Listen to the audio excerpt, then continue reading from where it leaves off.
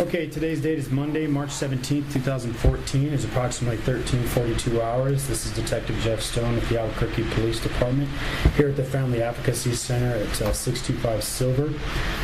We are here investigating an officer-involved shooting that occurred up in the foothills area near 812 Piedra Vista Northeast. This is a reference to case number 140023683. Present in the room, state your name. Agent Hal Cage, New Mexico State Police. Okay, also Sean Wallace, APD. and we are here interviewing Scott Weimerskirch.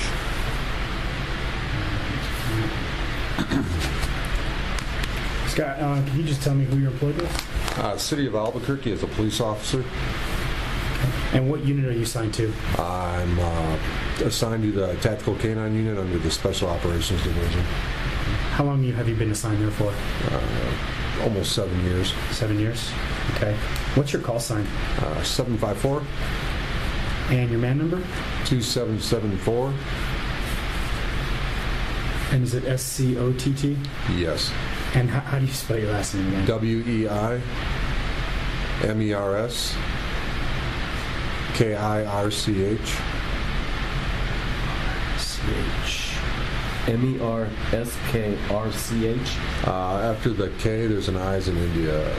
All right, gotcha. Scott, how long have you been on the department? I started the police academy in July of '99, so a little over 14 years. 14 years. Awesome. All right, man, just run through me. I'll give you the floor from start to finish, everything that you can recall and observe last night.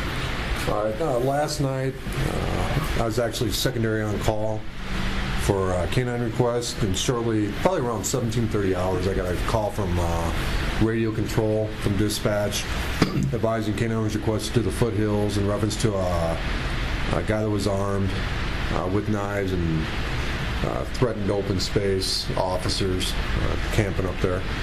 And upon hearing the call right away, I was kind of concerned about that because it sounded like they were saying that they told them don't come any closer, otherwise they were going to beanbag them, things of that nature. So at that point, I asked them if they'd advise, I believe 710, which would have been Sergeant Fox, is also the acting lieutenant, and I advised her I would also be en route. While en route to the call, or getting dressed to go to the call, Officer Ken Ronzone, who was the primary canine on call, called me, told him what was going on, and told him I'd be en route also, because concern at that time of the day is actually nice, weather was nice, and I'm actually familiar with that area somewhat from biking and stuff, and trail running, but realizing on a Sunday, if we got a guy up in the foothills in that area in open space, if there's a lot of people, I wanted to have resources to try to contain him and stop him from moving around.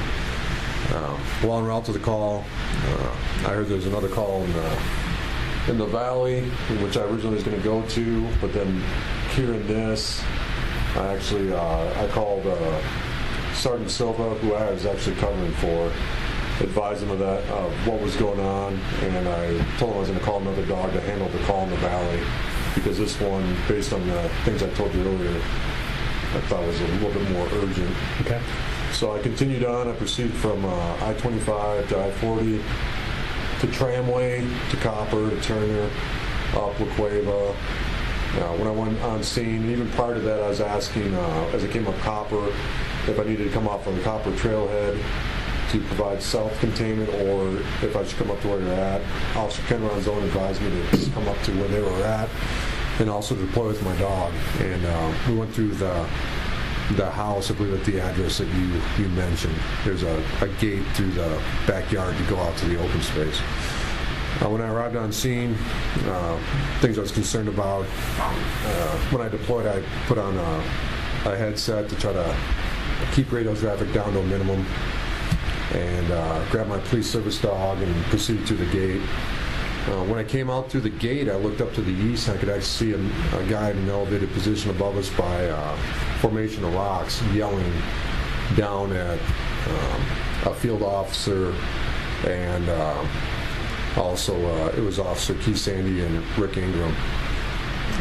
The sergeant on scene was Jason Carpenter, and I saw Ken Ronzone, and Officer Kennerod's on there talking about pulling people back down off the hill to create more distance. I also ran into Pat Hernandez because I was trying to verify charges. And he basically, what they told me is they're telling this guy to leave.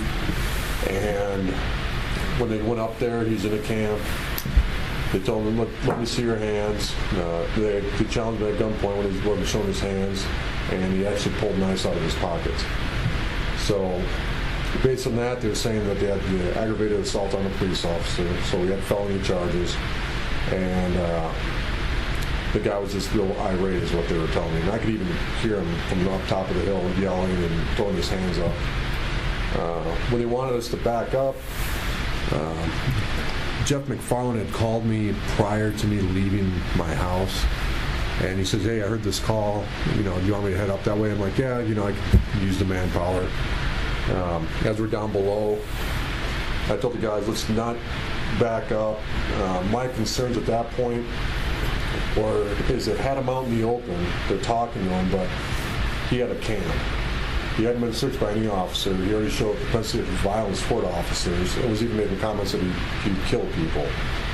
Concern I had is I don't know what else is in his camp, and I wanted to keep him in a position where he didn't have such an advantageous position, such as high ground or a position of cover to engage us in case in his camp he did have a rifle, a gun or something, because in the close proximity to not only the houses but to the south there's people, and there's even people that were occasionally passing on the trail down below. And I felt if we backed up and this guy went mobile, we're putting the public in jeopardy also. And so I had Officer McFarland go to the south. I wanted him to flank, and another officer went with him because I wanted to have eyes on into that camp area or the rocks of where he was recessed back into. And then I moved up down below with Officer Keith Sandy and Rick Ingram. And at the same time, I was trying to have Officer Ken Runzone take a team to go to the north and try to get in a position to flank the individual and also provide containment. Even from our position, it's still anytime you got a guy in an elevated position, you're in a position of disadvantage, which is a concern.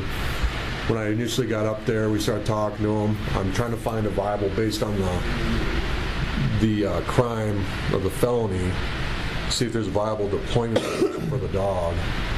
And from that lower position, there's a lot of cactus, bushes, rocks that the dog would have to encounter to try to go up there, and it wasn't viable at all. It wouldn't be a practical tool because if he saw the dog coming, he's in a position to observe that he could actually try to circumvent those tactics. And I told the guys that got up there that from here, the dog would not be practical. When I got there, really no one was having any dialogue with him. So I tried to talk to him and told him, sir, what's going on? I might even have called him dude, just trying to get him to talk. And he started to explain how everything from the economy's going to collapse in 5 months, that his money, his identity taken away. He's really upset about things. And he made mention of everything from white-collar crime. He's tried to talk to APD before, BCSO, and they pretty much kicked him out. Just irate with the whole system. I needed to get a hold of OSI and CID. So now I'm thinking he's military too. And we need to do that stuff because, we can't do anything. And I told him, hey, APD's here now. Why don't we walk off this mountain and we can go talk about this? And then he, corrected it's not a mountain, it's a hill, and you guys don't have the right. And he said, he kept on referring to state police about talking to them because my dialogue with him, he's just getting irate. Put down the knives, come down the hill. You don't have the right to do that. At one point, during this whole interaction on the lower part, he actually pulled out a knife in his right hand. And he made all kinds of gestures of throwing his hands up, just really irate, even to the point of, you guys come up there. His whole demeanor was, basically he's going to kill us, and even at one point called me a punk, he's going to kill me. And he kept on mentioning state police, so I actually had Chris Ware, state police officer, come up there, and that was not the right turn to make, because he's just like, this guy's trying to take over the scene, and I'm trying to explain to him, no, you wanted to talk to him. You know, that doesn't, you're not taking over the scene, we're here, but you want to talk to him, and he wasn't rational with that. I talked about how he just wants to see his family, find a place. When I'd ask him, trying to find an in with the family, it was basically, you don't need to fucking know that. It's none of your business. So I couldn't get an angle with him to even talk there about that. With the military, he kept on saying about calling them in there, we can't handle this, he's got all this information, just a bunch of nonsense. And I even got to the point of explaining to him that military can't come out here if you're in the service understand Posse Comitatus Act, and he didn't even know what that meant. But I was trying to build that rapport to let him know I was in the military, and even to the point that I told him, you know, I have a secret clearance if you want to talk to me about this, what's going on. And we just weren't getting anywhere with that conversation. At that point, I was trying to figure out a better way to get in a position, because as time progressed, a concern we're starting to get into is, as the sun goes down, we're not going to be able to illuminate this individual. There's going to be a lot of shadows, and I was concerned that, yeah, you could easily conceal, go mobile, and then with the threats he made toward officers, and unknowing if somebody else is going to come down the mountain from up above hiking into our area, because we didn't really have, we had north, south, and west containment. The east was the mountain. And there's other trails that I don't even know if they intersected, but that was also a concern I had at that point. We actually moved up to a different position further to the south, to kind of get up level with him, and started trying to, you know, talk to him. And again, he'd get irate.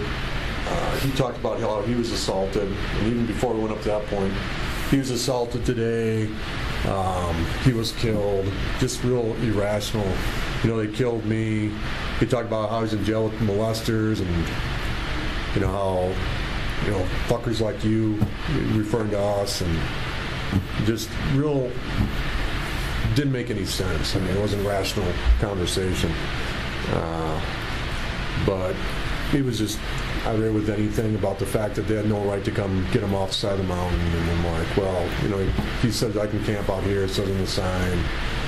And I'm like, well, you know, just put down the knives, come down. And then it was, again, you don't have any right to disarm me. I'm not putting down my stuff and all that. With that concern in mind, with what I said earlier about the perimeter and also getting dark and his location, and we moved up to the south of him. And he got irritated and actually threw a sandwich and was throwing stuff. Threw an apple first and later on a sandwich. They saying, I don't want to hurt the dog, but I'll kill you guys. So I was trying to formulate a plan with the resources I had available. And we made mention that to Officer Ingram that the taser shotgun, if it's deployed, it might not be practical for a dog just because of the leads that come off of it would possibly cause not a good effect with the dog being deployed. And we were going back and forth on that. When we moved up to the next location, and we're talking to him, he's calming down a little bit, but still very irrational, and he just mood swing. 1 minute he'd be okay, the next minute, but the realization is anytime you gave him a direct order or command of anything, then he went back to that irrational, violent behavior of threatening, and you have no right to do anything with it. Gotcha. He was saying that, yeah, he'll come down the mountain, he'd get his stuff, and we'll walk down the mountain together. And I was trying to coordinate back and forth. I had additional officers coming up.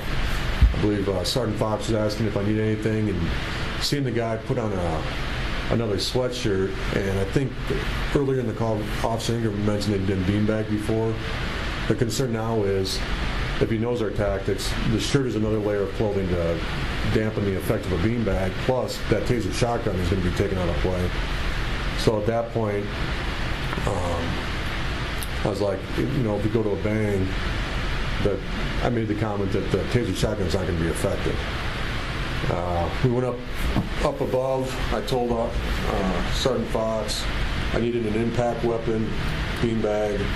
I didn't get into too much detail because, again, I'm talking to this guy from, I can't even give you, I don't know, 15, 20 yards. I don't even know if it was that far. But we're in close proximity, and I'm the one that's got dialogue with him. And I'm trying to coordinate with the guys to the left of me because I'm just standing there with my dog. I don't have a gun on. I know I have lethal coverage, less lethal. I have my dog as a less lethal tool. And I'm just trying to basically talk to him and not also compromise us is what I'm telling these guys to do. At one point, he started to pack up his stuff. We could cover him. Officer Sandy knew, and I explained too, it's getting dark out, and that was a concern. And we advised that we had a plan to try to take him into custody. That plan being, we're going to deploy a flashbang, deploy the dog. Ideally, have him occupied with the dog. We could close distance, then effect the arrest. Prior, that was kind of what was set in place. And what ended up happening is he agreed that, again, at one point he's going to go down the hill. And before he did that, he starts walking toward us. And I said, okay, sir, that's fine. I appreciate it. Or that's good, but I need you to put the knives down. And then he's, there you go, switching up, tricking me again. He throws down his bag because he had a big old bag. You don't have the right to disarm me, and I'm realizing that there's no way I'm going to allow, number one, this guy to start walking down the hill without being in police custody with knives because of his erratic behavior and irrational behavior that threats to violence. Because, again, to the west of us, occasionally people would be on the path. He hadn't been searched. You could look to the south and see people all the way down at the Copper Trailhead. So at this point, the only thing I could figure is calm him down again and use a ruse to try to affect the arrest by deploying a flashbang and deploying the police service dog.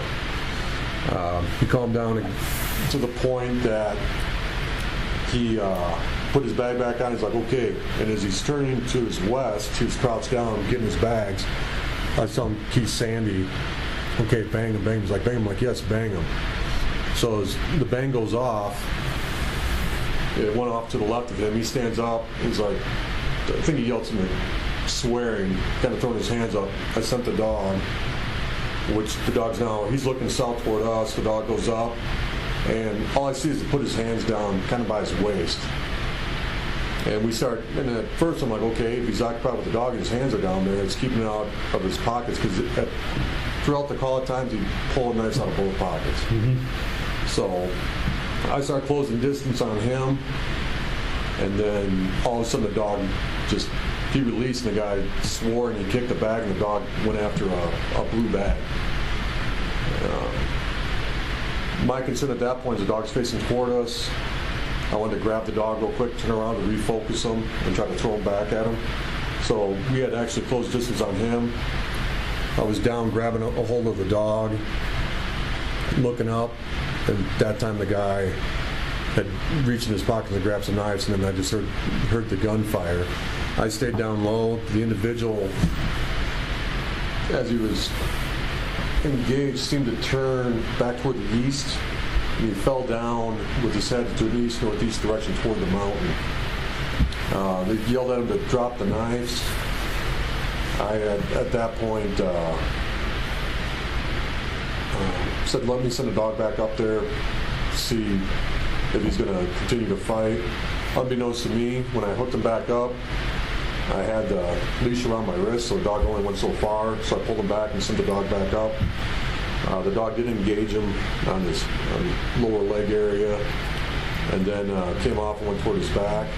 As we stepped up, I could see the guy, I couldn't see his, from what I call his face, but I could see his hands, and his hands had knives in them, and I stood on one of his hands. I don't know by its positioning which hand it was, but I stood on it and then grabbed hold of the dog as other people moved forward. Once there's more officers there, I basically said I'm out. I took the dog out of the area and then went down the hill. I didn't see them take him into custody or handcuff him. At that point, there's enough bodies up there, because I had, before this plan initiated, I had Officer Dominic Perez was to the far left. I had Rick Ingram, I had Keith Sandy, myself, and it's just in the rocks and everything.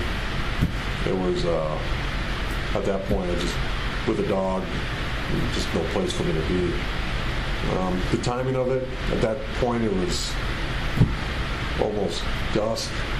So, with all the concerns of him saying he made irrational comments too, that in the dark he can see, he can smell us, he'll kill us.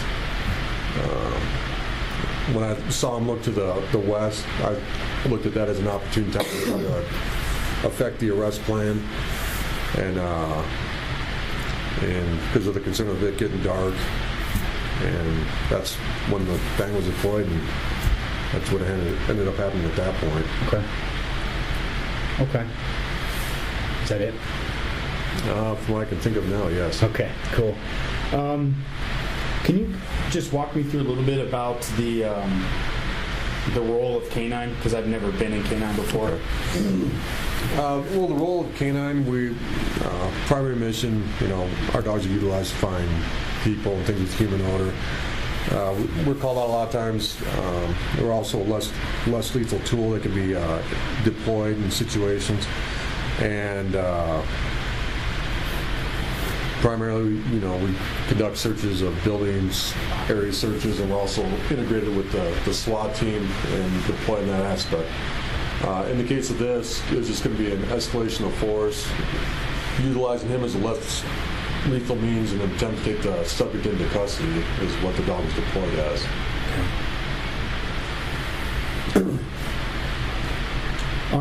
So when you showed up that day, what were you wearing?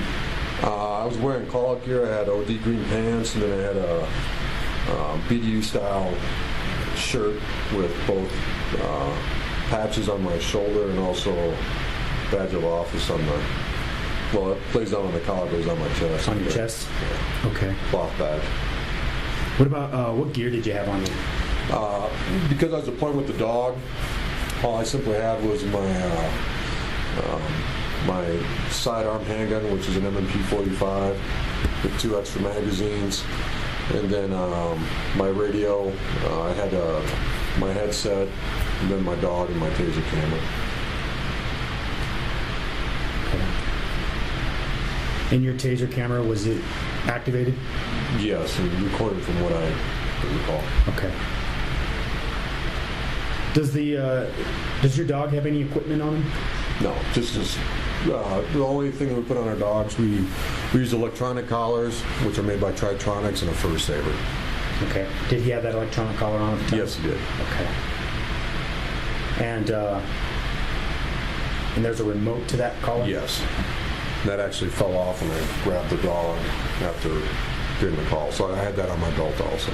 Okay. How long have you had this particular dog? This dog I got in October and certified him December 20th. Of last year? Yes, of 2013. So you were secondary on call Yes. for canine, and you said you were also acting as the supervisor? Yes. Okay. And what time did you say that you arrived on scene? I don't recall. Don't recall. I mean, roughly probably half-hour response time, probably around 1800 or shortly after. Okay. So when you're up there with this guy, and you're having the dialogue that you're saying, he's being real irrational, he's not making a lot of sense, he's threatening you guys. You mentioned that you had seen other civilians just kind of walking in the area. There's people at times down below that would cut across the path, and basically there's a major trailhead to the south, which is Copper Trailhead. Yeah. So that was a concern also of people using those paths, because I don't know how far south they contained it, and at times I had people come down the path just to the west of where we're at. Okay. Could you remember, and I know you weren't really focused on this, but approximately how many people you saw that day? A bunch of people gathered to the far south, but then I probably saw at least 2 people come down the path. Just walking. Yeah, down below, and one even on a bike. One guy had a dog, so several people. And do you know how far from where this guy was to the path where these people were walking? Distance? 30 yards, 40 yards maybe. Okay, so not too terribly far away. No. Basically between the property line of the house and the rock formation is a path. So they're going up and down that path. Okay. And then throughout the call, people were advising people were coming into the area. So. Okay. And one other thing that we noted too is we did request a CIT because any direction I go with him wasn't really getting anywhere. Right. Okay. Do you know approximately how long you talked to him for? Probably almost an hour. Almost an hour.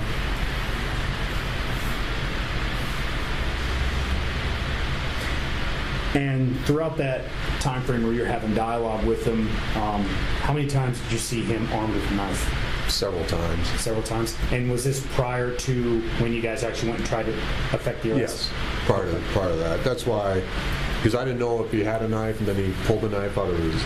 He kept on a lot of times taking the knife out of his right pocket. His right, like his pants pocket? Yes, pants pocket. And he's wearing baggy clothes. Couldn't really clear his waistband. Had like sweatpants or baggy pants on, but the right pocket was the one that kept on pulling out the dominant knife that I could see him take out. Okay. When he would pull out that knife, would he make reference to it with you guys? Like, yeah, he could murder us and kill you. I mean, he even called me a punk and kill me. Okay. So you'd mentioned also about his clothing, that he had a lot of clothing on. Can you explain a little bit more about the effectiveness of the taser and with the clothing? What we could see, even from the beginning, was it looked like he had multiple layers of clothes on. And then what concerned me is when he said he's going to come down, he threw on another sweatshirt, which is just another layer that if those probes don't come in contact with them, that tool's going to be ineffective. Okay. So that's why I was concerned about that. And based on, I think Officer Ingram mentioned he'd been beanbagged before. Somebody mentioned he'd been beanbagged before. And even with a beanbag shotgun, the more layers, it creates a dampening effect. And with the taser shotgun or any taser, that's actually, it isolates and tries to prevent those probes from contacting. Gotcha. With the beanbag comment, do you have any idea how Ingram knew that or came about that information? I don't know. Somehow they had his name, but that's about all the intel I had about the individual. And when I asked him what his name was, he wouldn't tell me. Who his family is, wouldn't tell me. It was none of my business. Gotcha. When he spoke about the family, is that all he said? It was just family? Did he mention if it was like a wife or kids or anything like that? Just back to his family and kids. And he was so then talking about, if they get him a voucher, or if APD would give him a hotel voucher to his room. And I mean, some of the irrational stuff at one point is like he only has $90 till payday, but then a couple minutes later he's talking about he has millions of dollars, but then it was taken from me. I mean, I just couldn't really narrow it down to what direction. Okay. With him on It that. wasn't really making any sense. No, because it's white collar crime and. And you'd mentioned about this being up in the foothills. Can you kind of just describe the terrain for me of where you guys were operating? Basically, the foothills, and it's the open space area of the city of Albuquerque. And once I came through the gate, I realized, looking at it, there's a lot of rocks, shrubs, bushes, cactus, loose rock, real difficult terrain to actually go up. It's also the open space area, which is a public area where, I understand earlier, a lot of mountain bikers, hikers, joggers, walkers, and his position was well above us, which that was definitely a concern of mine, just based on the fact that I didn't know what other, besides knives, what the individual had. And from the dog side, that was also the concern too, is getting the dog around cactus and things like that. Right. So when you guys are finally getting into a position where you're having dialogue with him, you had mentioned that you had gone kind of south of him. Yes. Can you describe the footing and the terrain where you guys were at specifically? We're still on an incline, which at times too, your footing would slip. I was more up to the right and they were to my left, the other officers. and it's almost like you're emerging up onto another plateau. So those guys are actually tiered down a little bit, and there's a rock in front of there because I had to put the dog up actually over the top of a rock. But it's more in line with like walking up an incline. He was on a level spot and we're still on an incline. And Officer Perez is even further down on an incline with, loose rock and dirt and stuff that he'd have to actually step up over. Okay. So you mentioned he's up on more of a level platform. So was that an area that had better footing than what you guys had? Yeah, and then he was even where we were at, where he was in the rocks, it actually went up a little bit higher too. And then there was a clutter of rocks and brush to the north and to the east. Okay. How about cover for you guys where you were at? When we moved up there, I was somewhat exposed, but I knew I had to my far right I had lethal coverage, and I had the guy to my immediate left on lethal coverage. I also had Dominic down below. At the point when I'm trying to formulate a plan, I realized I had to get up and let the dog get target on him. So, and plus talking to him, I was literally just holding the dog's leash and his collar when I was talking to him, so I wasn't even up on my pistol. Gotcha. Okay. So you're coming up with this plan to effect the arrest. And do you remember what charges the officers were telling you they had at the time? Just the aggravated assault on the police officer. And then, his assaulting at us, standing up there threatening us with knives also was concerned. And aggravated assault on appeal, would that be a charge that would give you criteria to deploy a dog? Yeah, based on everything's weighed against Graham versus Connor, based on the severity of the crime, the felony, the fact that he's eluding arrest or capture because he was given the opportunity to wanted to take away the knives, but he's irrational, wouldn't comply to any commands such as that. And then the fact also that he's not only was I concerned about the danger to us, but the public if they would come into the area. It was a concern there that if anybody encountered him based on his irrational behavior, that they'd be in jeopardy also. Okay. So based on that criteria, it was well within policy to deploy a dog. Okay.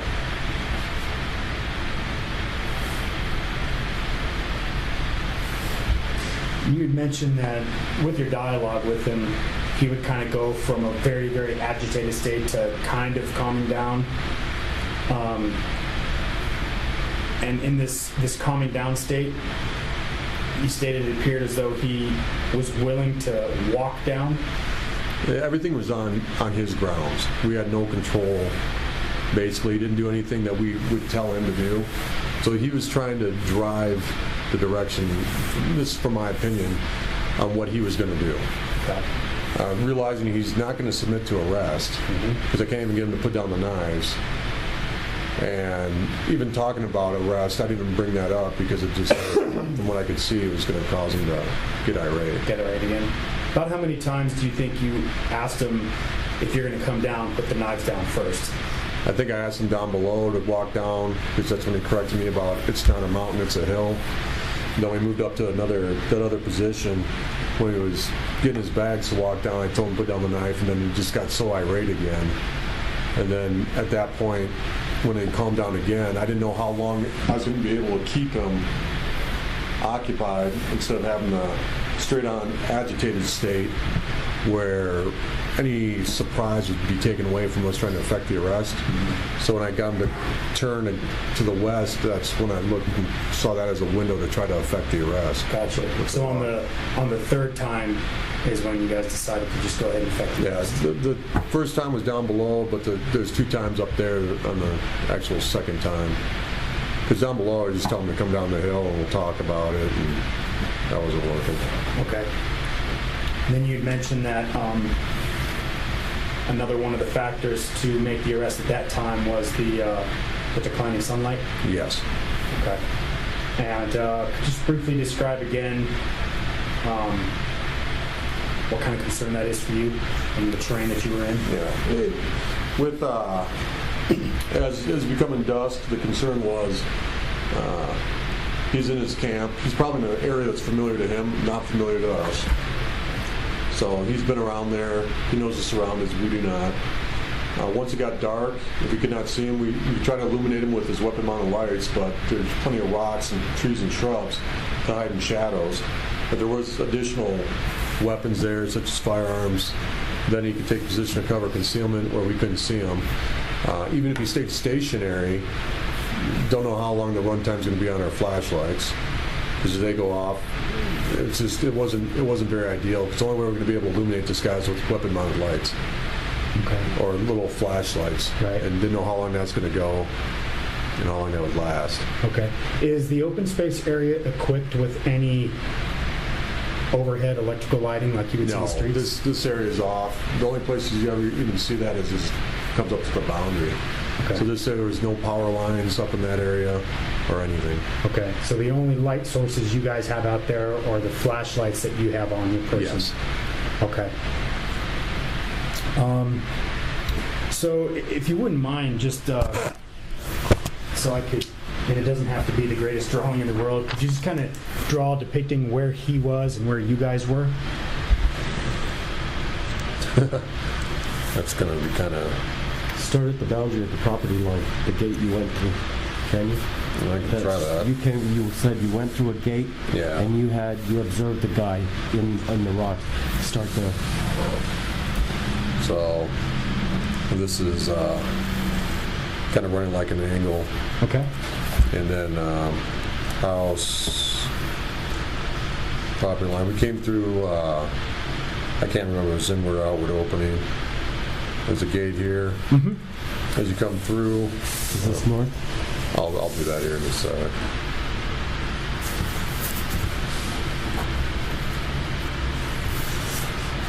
So you come through here. There's this is all brush. So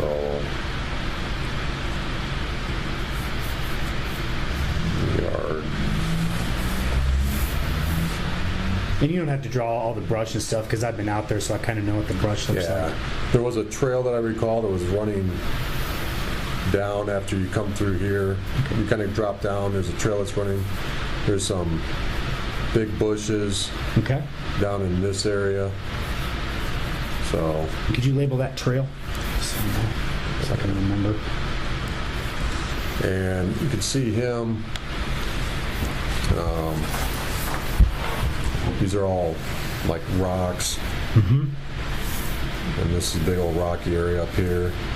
And he was standing, basically come out to this point up here. You want a stick figure or just draw him? You can draw an X and just put subject. This, of course, is not to scale. Yeah. At one point, we had guys halfway up behind a rock right here. Mm-hmm. And this is all still elevated. There's a little path with rock.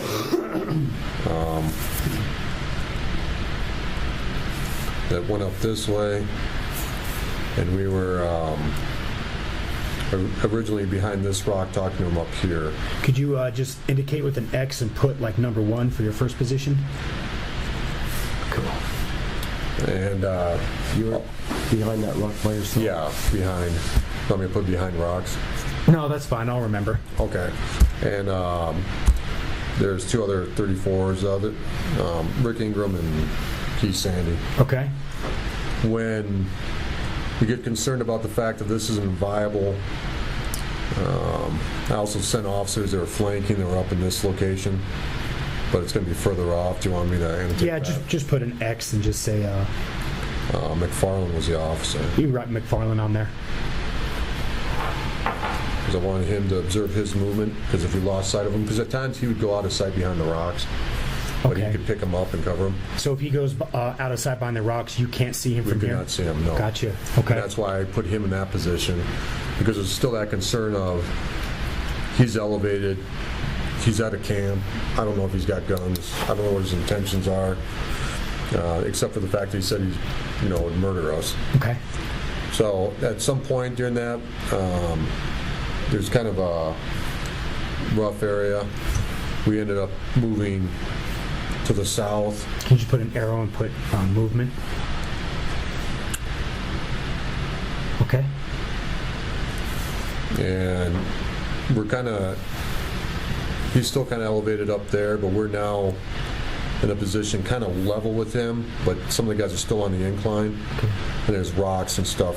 I don't know, Gotcha. going up, and there's a little path here, and this is where we're directly trying to contact him. Okay, could you put number 2 right there? Cool. And have the other officers moved with you? I had Officer Keith Sandy, Rick Ingram, and then Dominic Perez came up and was down below. Cool. Can you just put X's and write their names as to where you remember them being?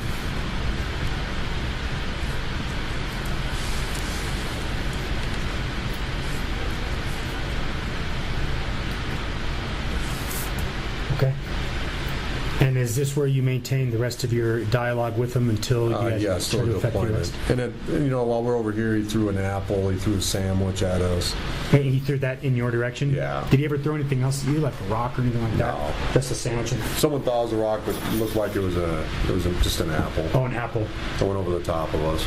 Okay. And I don't even know at that point if it was, throwing stuff just to see, I don't know the guy's background to see the effect, because sometimes that actually caused the dog to be distracted for a second. Okay. So I don't know if that was his intention too, to try to distract the dog. Okay. So getting to the point where, like, now this third time where it seems like he's going to start walking. Prior to that, was he like packing anything in bags or anything? He went back, and we could see him from our vantage point now because we're even. He no longer had this rock as cover. Mm-hmm. We had a vantage point. Officer Sandy was on lethal, Ingram was on less lethal, and they had a vantage point to actually look down there. Okay. And we could see him just putting stuff in there, and he actually picked up his bags, and then when I asked him to, hey, you got to put the knives down, and he got upset again and irate. Okay. And that's when he threw the bags down? Yeah. Again. Did he ever keep a bag on his backpack, or did he just always have them in his hands? He had at one point he had them slung up on his back, but then when I told him to put his, from what I recall, dropped the knives, threw them down, and got upset again. Okay. So do you remember what Sandy was armed with at that time? He was armed with an M4 rifle. Okay, and Ingram, you said, had less lethal? Yes, he had a taser shotgun. Taser shotgun, and what about Dom? M4. M4? Okay. So getting to the point where now you're saying that we're at this time where it looks like he's going to start walking down. Did he actually pick up his bags? He started repacking his bags. Mm-hmm. He set one down against the rocks and was facing to the west. And so I told Sandy to throw a bang. The bang bounced off the rocks and went off slightly to the left or to the west of him. Could you put like a little circle and just put flashbang approximately where it was? Yeah, that's cool. So Keith throws the flashbang, and at this point in time, and I know you guys said you're real close to him, but this plan was disseminated to the whole team right here. I don't know if they're going to basically go off of, I don't know if Dom was briefed up enough. Sandy knew him, like, throw the bang with the dog. So I think Dominic, knowing since we work together, he's going to just flow off of what we do. Okay. It's just, like I said, the hardest thing is trying to talk to him and trying to tell these guys what to do without him hearing me Absolutely tell them what we're doing. So that was one of the issues. In the tactical section, you guys typically train tactics for, like if you throw a diversionary device and deploy a dog and you start moving, will the other tactical officers know what's probably going on? Yeah, they'll move up. Okay, and to cover you and stuff like that? Yes. Okay, so Sandy throws the flashbang and it goes off. When it goes off, did you see what the guy was doing, or what happened, like his reaction? His reaction is he stood up. I don't know if he yelled, "What the fuck?" He was upset. I sent the dog at that point after the bang went off, and that's when the dog went up there, and then he put his hands down by the waistband. Okay. Did you actually see if the dog made contact at all initially? I couldn't tell. I could hear the guy yell, and then he kicked the bag, and either the dog came off and kicked the bag, or kicked the bag and the dog came off. Okay. And then you said the dog focused on The bag. The bag. What color was it? Blue. Blue bag. Okay. And at this point, are you guys moving up, closing? We were distance? moving up because in my mind was, because it happened pretty quick, was if his hands are occupied with the dog, we can get up there and try to overwhelm him, surprise him and take him into custody. When the dog came off, my concern right away was to get the dog, try to focus him back on the man. Do you know approximately about how close you got to him? We're probably, at this point, at least more than probably half the distance, if not more. Can you just put an X and put number 3, and then another line just saying movement?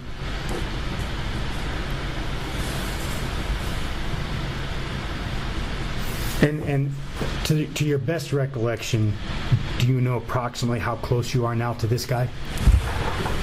I would say 5 yards. 5 yards? I mean, it's close. Okay. So you say that either the bag gets thrown and the dog goes after it or whatever, but you say the dog goes after the bag. Yes. Do you know in which way that the dog goes with the bag? It goes to the southeast. Back like towards you guys? Yeah. Okay. And then that, go ahead. Yeah. Oh, go ahead. So the dog comes back towards you guys? And is that where you refocus him and try to turn him back around? I grab him to turn him back around. Okay. Did you give, and again, not being canine, were you giving the dogs any kind of commands? I just gave him the command to apprehend the individual. What is that? Foss. Foss? Foss and Stellan. And then, Either or. and that just means apprehend? Apprehend, yes. Okay. Did he do that? It's hard to say. I mean, things happen so fast. The dogs are trained to hold, too, and I didn't give them the command to release. So, okay. Don't know. That's what I don't know what happened there at that point. So at that time, was your attention more focused on the dog than? Yes, because he was facing the wrong direction. So. Okay, and then you mentioned when you looked back up, did the suspect already have the knives in his hands, or was he taking them out? From what I recall, he had knives up in his hand. Okay. And can you recall, if you remember, what kind of motion he was doing with the knives or anything like that?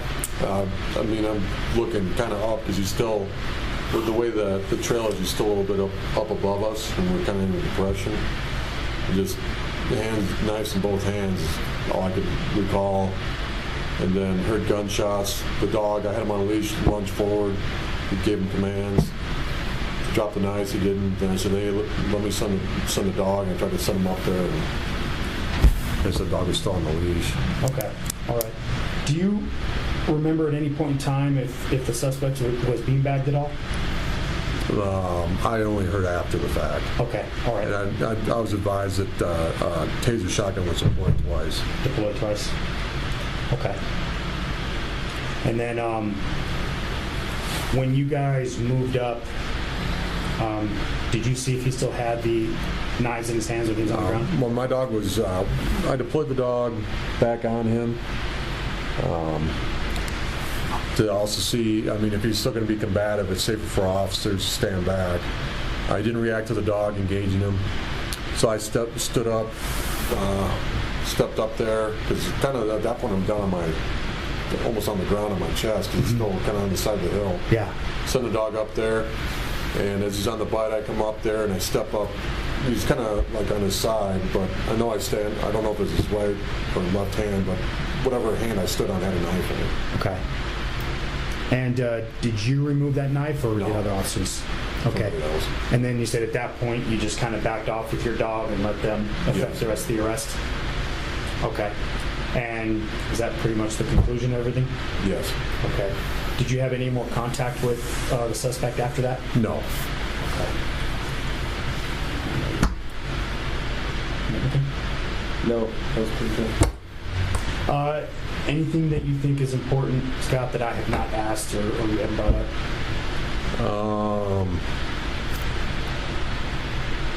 Let's see. I think I covered the fact. Just want to make sure I mentioned the fact of when we needed additional tools. I made mention we needed impact. I believe I mentioned that. And when you mean impact, you talking about like beanbag? Beanbag or 40 mil. I couldn't get real descriptive, but then I said beanbag would be fine because realizing that when you put on the extra sweatshirt, that would definitely make the taser shotgun ineffective. Right. And the fact that Ingram or one of the officers brought up the fact that he'd been beanbagged before, was that a concern that he probably knew what was going on if you start talking about stuff like that? Yes. Okay. Scott, that besides the flashbang, you didn't hear any other pops? No, Anything not like at that time. Firearm discharge. What like you said, you were told after the fact that the beanbag was used twice or not? Taser shotgun. Taser shotgun. Is that loud?